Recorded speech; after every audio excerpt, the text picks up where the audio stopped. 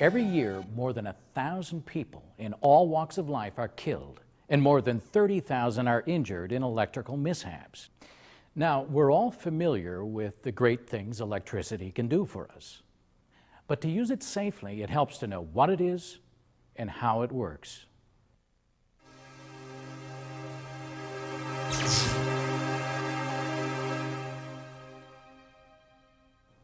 Let's start with some terms that can help protect us from electrical mishaps. Conductors are materials that let electricity flow through them easily. Most metals are good conductors.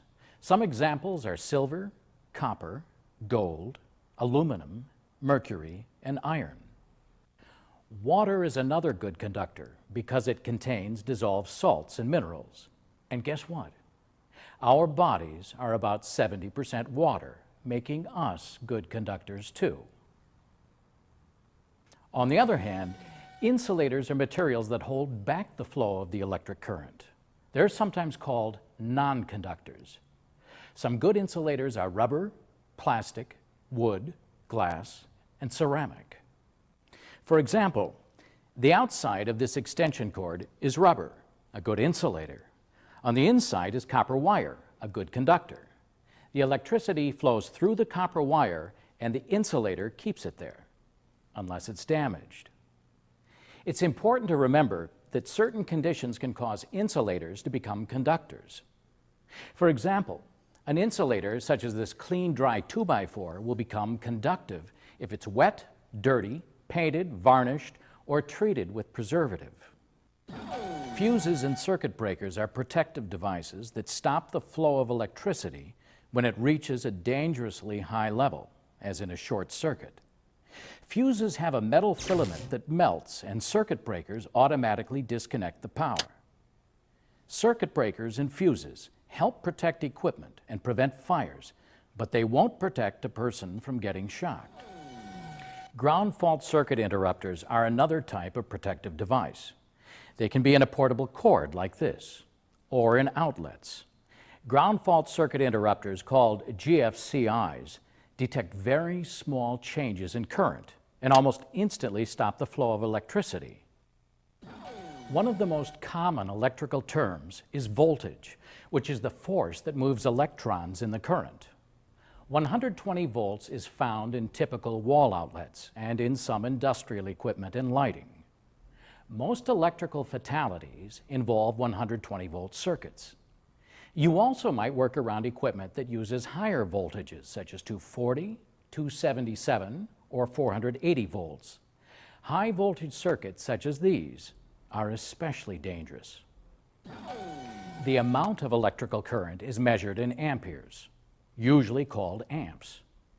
It's important to remember that the greatest danger is from the amount of electrical current, the amps. In fact, less than 1/10 of an amp can kill a person. There are two types of electrical current: alternating current, called AC, and direct current, called DC. Alternating current is produced at electrical generating plants and is distributed to our homes and businesses. It's called alternating current because the current rapidly alternates back and forth in a circuit. Direct current flows in only one direction. It's the type of current produced by batteries. Direct current can create hazards. For example, vehicle and forklift batteries can produce dangerous sparks capable of igniting gases and causing an explosion. Another important electrical term is ground.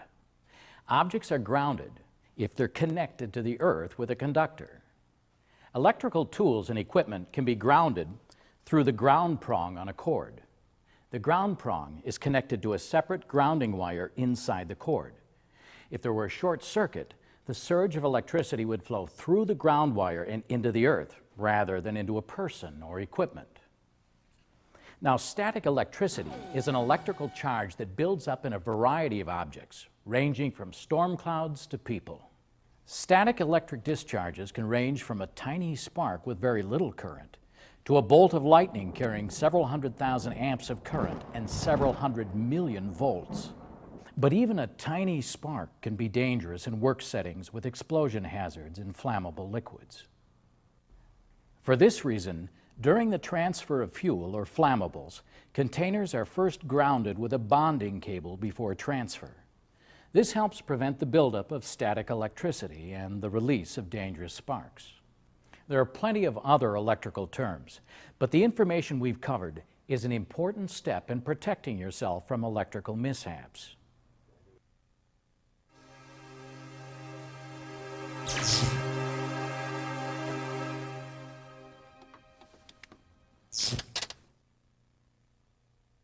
Staying alert for hazardous conditions in our surroundings is another way to protect ourselves from electrical mishaps. For example, watch out for loose, missing, or hot covers, switch plates, or outlets. Defective or exposed wiring and overloaded circuits are other common hazards. Report these conditions to your supervisor so they can be fixed. And if you find these situations at home, have them fixed. Other hazards, such as loose, exposed, or cracked wires, may be found in walls, ceilings, and crawl spaces. These spaces are often cramped and poorly lit, which just increases your risk of injury. To help detect any hazards, it's important to use good lighting in the work area. Personal protective equipment is also essential. If you're working above you, use safety goggles to protect against falling debris. Cutting into walls can also be dangerous due to the risk of cutting electrical wires. To locate hidden wires, you can review blueprints, as-built drawings, or use a circuit tracer. If you're operating a powered lift or a crane, or if you're carrying conductive materials, remember to check above you for hazards, such as overhead power sources. If you're going to be doing any work around electrical sources, remove conductive items, such as watches, jewelry, and even metal belt buckles. Now let's look at an incident involving a potential electrical hazard that we find all around us: water.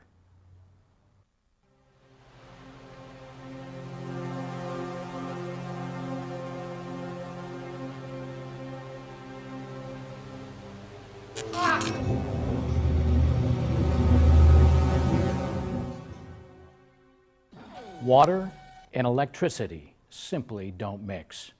When combined, they create a dangerous hazard we should be alert for. Make sure your hands are dry when handling electrical tools, cords, or equipment, and use the switch to turn a device off and on.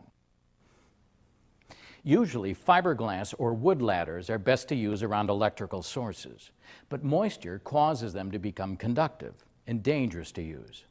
Water on the floor can be more than an electrical hazard. It can also be a serious slip and fall hazard.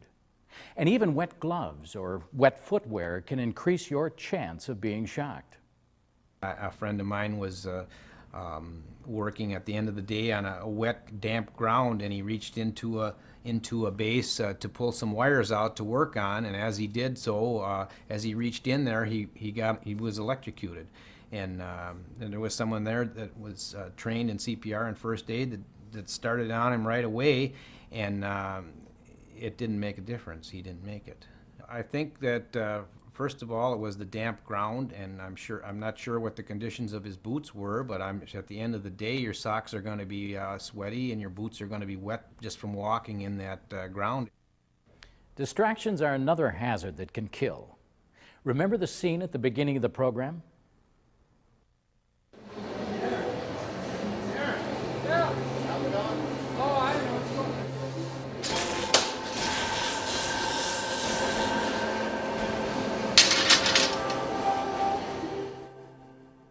Not only was the man with the conduit distracted, the control panel had also been left open and unattended. Staying focused on your work, your surroundings, and your safety is your best protection. Finally, the wrong frame of mind can cause hazardous behavior, such as taking shortcuts and being inattentive. The right way? We should keep our attention focused on our work, avoid shortcuts, and make a commitment to work safely.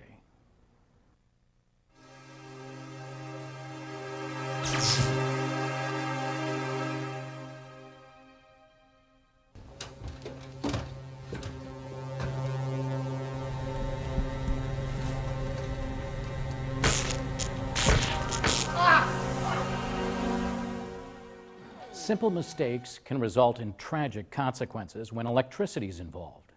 For instance, several common yet serious mistakes contributed to that mishap. First of all, he didn't turn off the electricity. Next, he wasn't wearing any personal protective equipment. Also, he was using a tool that wasn't insulated, and he was using an aluminum ladder while performing work near a possible electrical source. Let's look at the right way for this job to be performed. Go to the source, turn off the power. Using a breaker lockout device will prevent the power from being accidentally turned on while you're working. In fact, there are many situations where regulations require that the power be locked out by a person authorized to perform lockout. Next, use your personal protective equipment. In this case, safety glasses with side shields. If you're working around potential electrical sources, there should be no metal in the glasses. Wearing leather or insulated gloves will give you added protection. Before you actually start work, use a circuit tracer or meter to verify that the power is off. Next, using insulated tools will help protect you from electric shock. Insulated tools are designed to protect against shock up to the voltage level shown on the tool. If you're using electric hand tools, double insulated tools will give you the greatest protection. Finally, if you're working near any potential electrical sources, it's best to use a fiberglass or wooden ladder. But make sure it's dry, clean, and unpainted. Now see if you notice the mistakes in this next scene.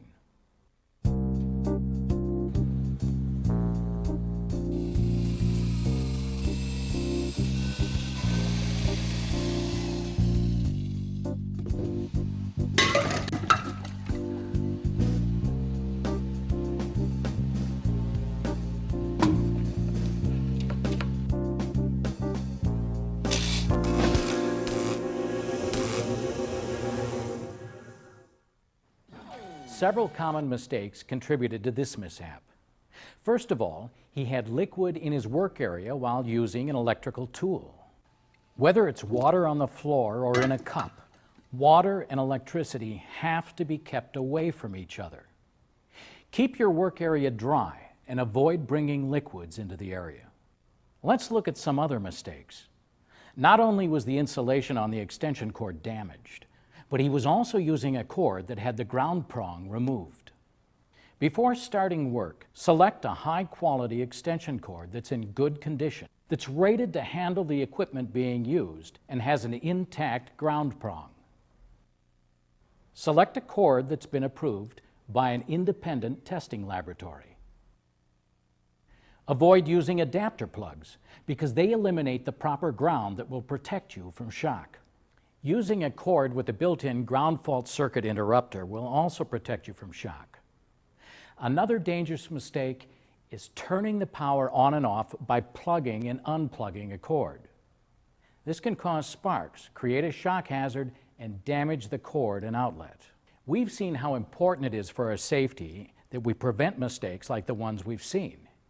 But it can be just as important to know what to do if an electrical mishap occurs.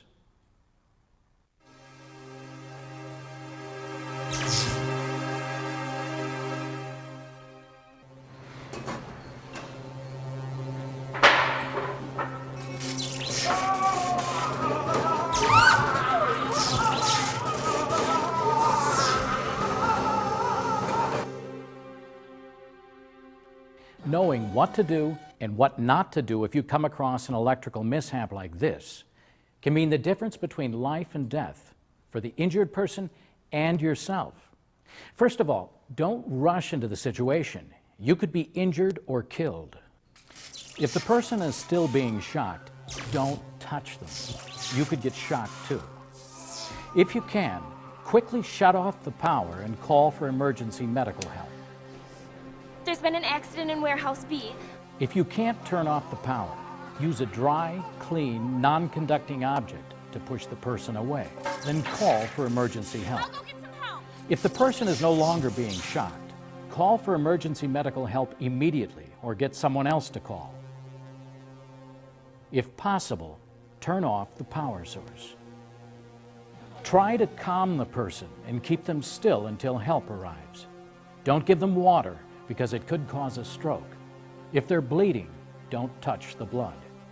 If you're the person being shocked and you can't let go, let your knees collapse. The weight of your body can pull you away from the source of the shock. Of course, the safety practices that we've talked about will protect us at home as well as on the job. No matter what job you're doing and whether you're on or off the job, it's important that you're qualified and authorized to do the work. If you have questions, check with your supervisor or hire a qualified electrician. Remember, most electrical fatalities involve 120-volt circuits, like we have in our homes. So give electricity the respect it deserves, both on and off the job. Your safety, the safety of your family, and the safety of your coworkers depends on it.